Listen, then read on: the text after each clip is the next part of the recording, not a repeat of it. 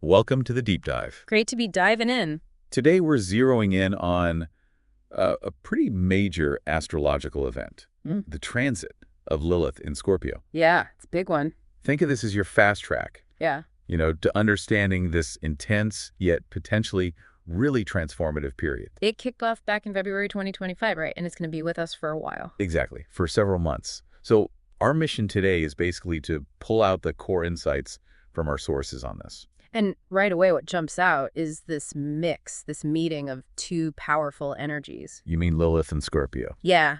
Lilith's raw, kind of untamed energy plunging right into Scorpio's territory. Which is all about deep transformation, death, rebirth, that kind of thing. Exactly. So it's not just a subtle shift. It feels more like a catalyst, something that really pushes change. Right. And, one thing the material really highlighted for me was the symbolic link between Lilith and Pluto. Oh, yeah. That's fascinating. You've got Lilith representing the moon's closest point to Earth, sort of our primal, immediate self. Instinctual. And then Pluto, way out there, the farthest point, representing these huge, slow-moving evolutionary forces. It's like the micro and macro connecting. That closest and farthest thing really nails the depth, doesn't it? It does. It suggests our gut feelings are getting plugged into these massive long-term shifts. And when Lilith actually moved into Scorpio back in Feb 2025, it immediately made that square aspect to Pluto, which was just entering Aquarius. Which, astrologically, is a big deal, right? That square creates tension. Huge tension, a real energetic surge. The sources say it affects us all collectively, like stirring the pot for society. A collective level. But it gets really personal, potentially much more intense if your own birth chart is involved. How so? Well, if you were born with Lilith in Scorpio, or maybe Lilith in the 8th house. Which is Scorpio's natural house. Exactly. Or if your natal Lilith makes a strong aspect, a connection, to your natal Pluto, then you'd likely feel this transit very directly. Okay, got it. So let's boil down the main idea here. This combination, Lilith and Scorpio squaring Pluto. It's essentially making us confront our shadows. Yeah, the deep stuff. Ingrained traumas, unconscious patterns, things we might usually avoid looking at. And the goal isn't just pain, it's transformation. Yeah. Real change. That's the core message, yeah. Yeah. Genuine transformation. And the material actually starts by framing this through what it calls plutonic forces. Okay, so Pluto isn't just a planet here, it's a process. Kind of. The Okay. source uses this image of a birth canal. A birth canal. Yeah, Think of that intense transition point. You have to leave the old behind for the new to come through. right. No going back. It's a necessary breakdown, really, for any kind of rebirth to happen. That image really lands. That feeling of intense pressure, being pushed out of something familiar, maybe even comfortable, but it's done. And you don't necessarily see where you're going yet? No clear destination, just this feeling of being squeezed out, free fall almost. The old supports are just gone. Yeah, the text calls that in-between space a liminal state. Liminal. The old's dissolved, the new isn't solid yet. And here's the key thing the sources point out. Yeah. That very vulnerability being stripped back to your absolute core. So what's left when everything else falls away? Exactly. That's the gateway. That's where the real personal transformation happens, those big evolutionary leaps. It's where you reconnect with your actual essence. So it's in that uncertainty, that messiness, that the breakthroughs are found. Pretty much. The material talks about needing to dive into the unconscious, face those deep traumas, the shocks, the bits of ourselves we've buried. Sounds like deep work. Intense. It can be. And it feels intense partly because, as the text says, we don't have a lot of conscious control during this plutonic phase. The lack of control. That's scary for most people. Definitely can bring up fear. But the point isn't just destruction. It's aimed at regeneration. Regeneration, like renewal. A powerful renewal of life force, yeah. It's about being willing to be dismantled in a way so you can be rebuilt stronger, more authentic, more resilient. Okay. So that's the big picture, the plutonic backdrop. Now bring Lilith into Scorpio specifically. How does she play into this? Well, the text says Lilith in Scorpio activates traumas, both collective ones and our personal ones. And it connects these traumas to the rejection of the feminine principle. That sounds quite abstract. It does, but the sources give concrete examples. Think about really deep wounds. Like what? Betrayal in your closest relationships. Yeah. Shattering losses, grief. Times maybe where your energy, sexual, spiritual, whatever, was manipulated or misused. Okay, I see. More tangible stuff. Yeah. Or suppressing your intuition, that gut feeling. Losing your spiritual integrity because you bent to pressure. Compromising yourself. Right. Or those core traumas around power and control, feeling totally powerless or maybe misusing power. These all link back, the text suggests, to society undervaluing intuition, receptivity, emotional depth, qualities often labeled feminine. Wow. That's a heavy list. Hits on some really core human suffering. It is heavy. But crucially, the material doesn't stop there. It says Lilith here isn't just about digging up pain. There's more to it. Yeah, it's also about gaining wisdom. Real, profound wisdom. A deeper kind of seeing. How does that work? Pain into wisdom. Well, the text suggests that people really feeling this transit can develop this incredible understanding. They start to see the hidden costs. Costs of what? Of quick fixes, the compromises we make with our soul, trading integrity for short-term comfort or gain. Okay. Seeing the long game. Exactly. They get this sharp, almost intuitive radar for seeing beyond the surface level of things. So if we don't resist, if we actually try to work with this energy, what are the upsides? The gifts, as the text calls them. Okay, one really big one is perceiving long-term consequences better. Like seeing the ripple effects of choices. Yeah, but intuitively. The sources say people navigating this can just know deep down the true energetic cost of a decision, an alliance, a commitment, way down the line. That's not just thinking ahead. That sounds like a deeper connection to time cycles. Yeah, a connection to cyclical time, a gut knowing of the energetic trajectory. It's pretty powerful. That kind of foresight would be incredibly useful. Save a lot of trouble, probably. What else? Another key gift mentioned is maintaining spiritual integrity. Staying true to yourself, even when things get tough. Exactly. Even in really intense situations or difficult relationships, there's this ability to keep hold of.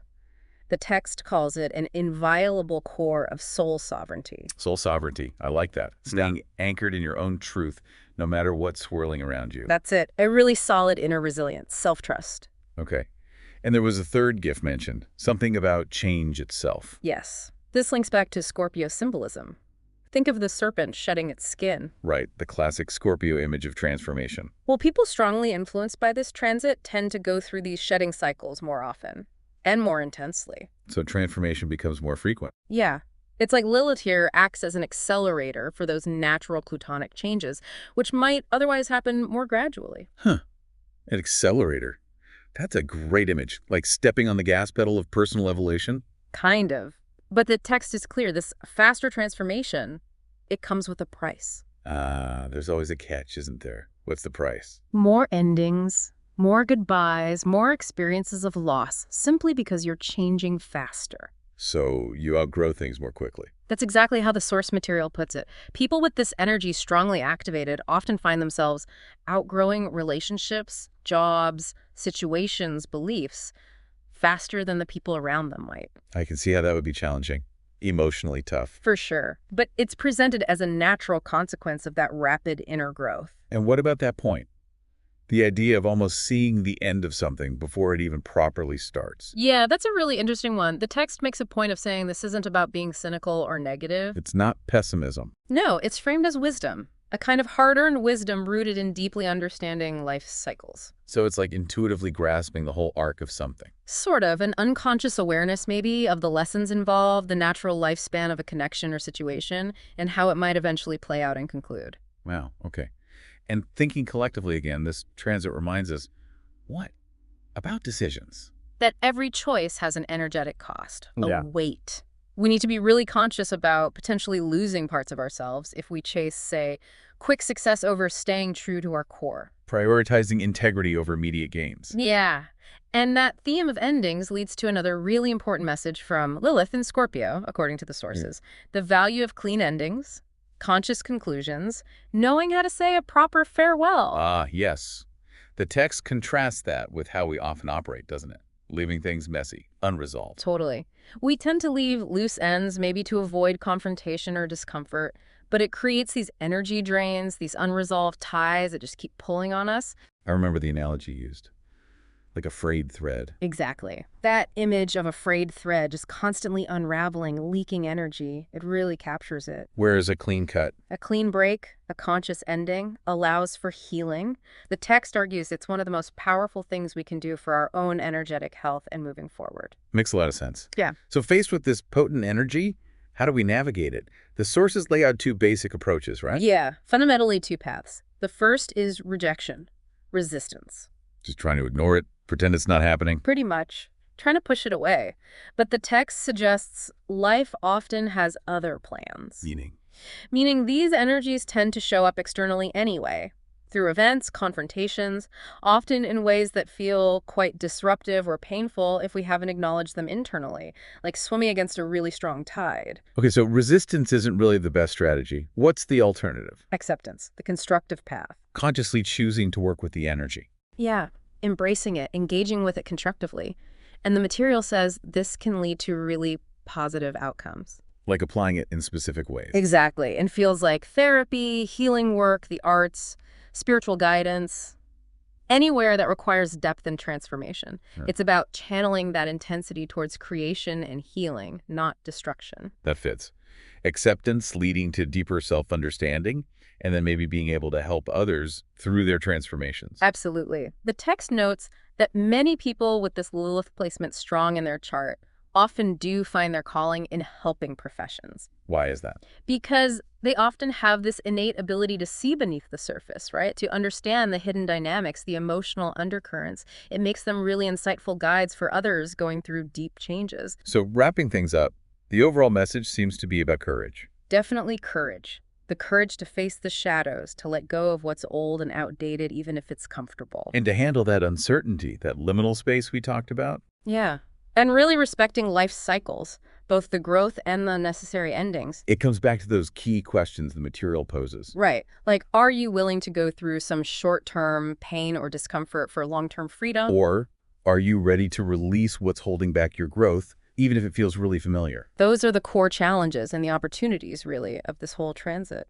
And for people who do embrace that journey, who lean into the intensity, what are the rewards? Deep wisdom, the kind you earn. Liberation from old patterns, old traumas that might have been running the show. And the ability to live more authentically. Absolutely. To live in alignment with your deepest truth, your soul sovereignty, regardless of external pressures, it's profound. The ultimate lesson being that some things have to die, as the source material puts it. Aspects of ourselves, situations, maybe especially our old perceptions, they need to end so they can be reborn. Reborn clearer, purer, more truthful. Exactly. More empowered. Okay, so to bring our deep dive to a close for today, the main takeaway is that this Lilith in Scorpio transit started Feb 2025, lasting several months, is really a focus period for deep transformation. Yeah, transformation driven by facing our shadows and being willing to make those necessary clean endings. Which clears the path for real new beginnings. And holds that amazing potential to turn pain into wisdom.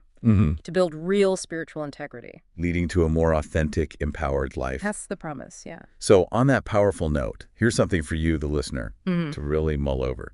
What old skins, what outdated parts of your life or yourself might you be clinging to right now? Good question. What might need to consciously end, to be shed, so you can step into a more authentic, more empowered version of you during this time? What needs to end for something truer to begin? Lots to think about there. Definitely. Thanks for taking the deep dive with us.